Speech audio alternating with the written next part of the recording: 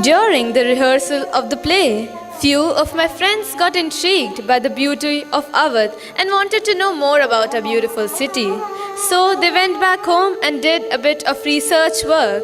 We present before you an insight on the Awadhi cuisine, culture, architecture, and much more. Listen, after the discussion, these speeches would be open to questions from all of you. So feel free to ask anything you want to know about our beautiful city. Grace, poise, elegance. The women of Awadh have always had an air of mystery surrounding them. As is known, the mind tries to hide what it can't explain. So Awadhi women were brushed under the carpet as mere stereotypes, symbols of male dominance. They were portrayed as demure creatures who could do little more than say adab. Even in our own play, we noticed that the women remained unknown to what went outside the borders of their own house and were preoccupied by thoughts of their own food and entertainment. Nothing could be farther from the truth.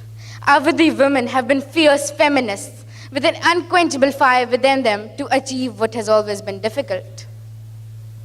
Dr. Amy D. Engineer was a gynecologist at a time when many women remained ignorant to the perils of childbirth. Constant Premnath Das was the first woman to get an MA in English while simultaneously topping Allahabad University. Jairani Devi founded the first all-girls college while having no educational credentials. Captain Lakshmi Sehgal refused to acknowledge any barriers the society inflicted upon her and became a doctor and a member of the INA, or the Indian National Army. So, what do we learn from this? Feminism is not about losing touch with our own culture. It's the ability to regain our tehzeeb, our poise, our traditions, yet have within us an indomitable fire to achieve all that remains unquestionable. A fire within us that burns through day and night. A fire that burns down any barriers the society may inflict upon us. As was rightly said by the quote, well-behaved women seldom make history. Hello, I'm Arunima and I am a foodie. And being a Lucknowite is a sheer privilege. Right from Shukla ji ki chaat to chalk ki makhan malai, every single dish has a story to tell. Awadhi food has been a head turner for most people. However, Lucknow has been long famed for its Mughlai cuisine. Mughlai food consists of dishes developed in the medieval India under the Mughal Raj. It can vary from sweet to savory, but whatever you have, you will probably end up licking your fingers. And the snacks of our dear city are quite remarkable too. Just watching the magic as they make the chaat is half the fun.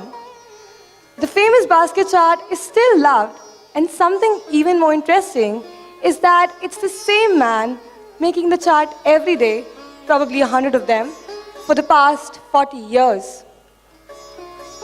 Now, the land of Nawabs has a lot to offer.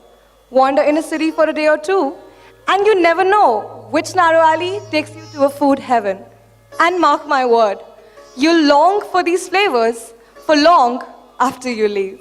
Architecture is the visual document of history. Our bond with past becomes more vibrant with these beautiful monuments. And when I talk about monuments, before all else, Awadh tops the list. The architecture of Awadh is an amalgamation of European and Mughal culture. One of the most magnificent gateways of India, Rumi Darwaza, is a sign of Nawabi architecture. Through all of city's hustle and bustle, it stands tall, marking its significance.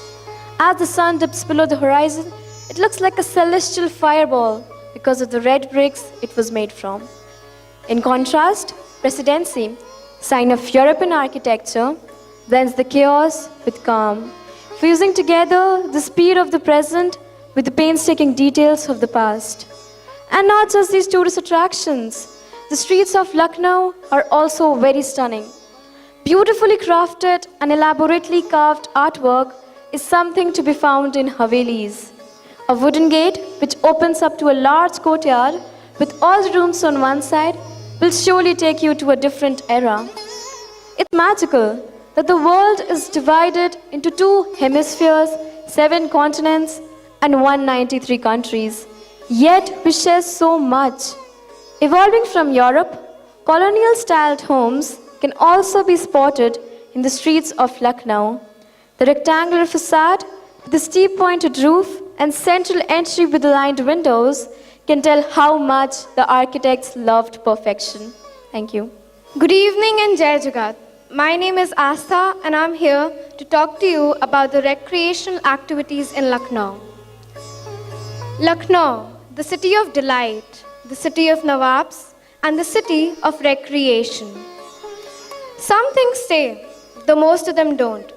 What stayed with us were exhilarating and competitive games like kite flying. When Nawab Asaf-ud-Daula developed an interest in it, his subjects too followed his footsteps. However, cockfighting is something that is wiped out due to the economics attached to it or the violence involved in it.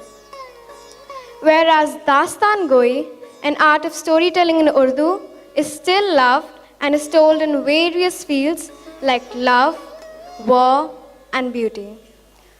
There is more that the recreation world has brought to Lucknow, like poetry, ghazals, and Kathak, which was performed by courtesans who were women of great talent.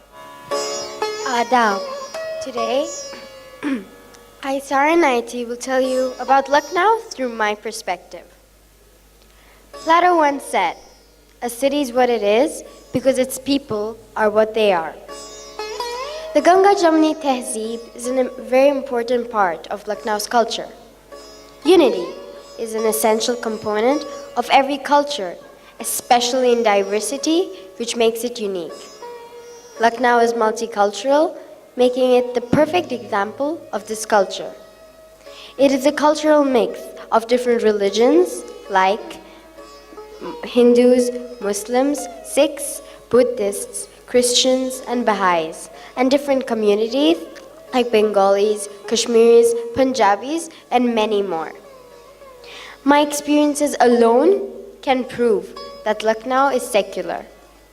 My family follows the Baha'i faith.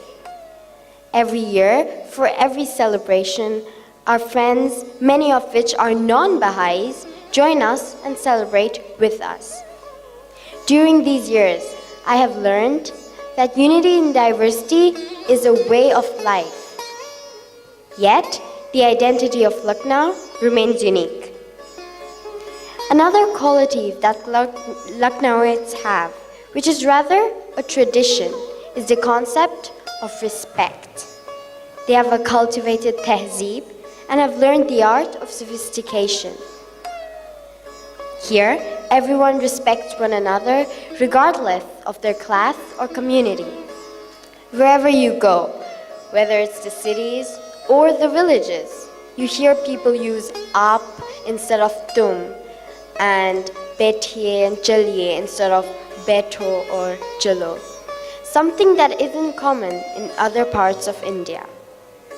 What I find especially endearing is that the element of respect is a part of debates as well. Even in quarrels, Lucknowites remain courteous. Our thoughts and opinions might be different, but we are not enemies. Thank you. Good evening, everyone. I'm Harshita, and today I'll be reflecting upon the topic of Lucknowi style of dressing. For centuries, the Awadhi style of dressing has intrigued fashion enthusiasts. Its fabrics, embroideries, and precision in design has influenced not just the connoisseurs of fashion, but also the style pioneers. During the British rule, the Awadhi style of dressing was amalgamated with European and Chinese influences. The elaborate embroidery and rich borders of floral motifs used to be in pure Zardozi and were much sought after. Zardozi work with silver threads, precious stones, and kundan work was preferred by the Nawabs. These motifs are used even today.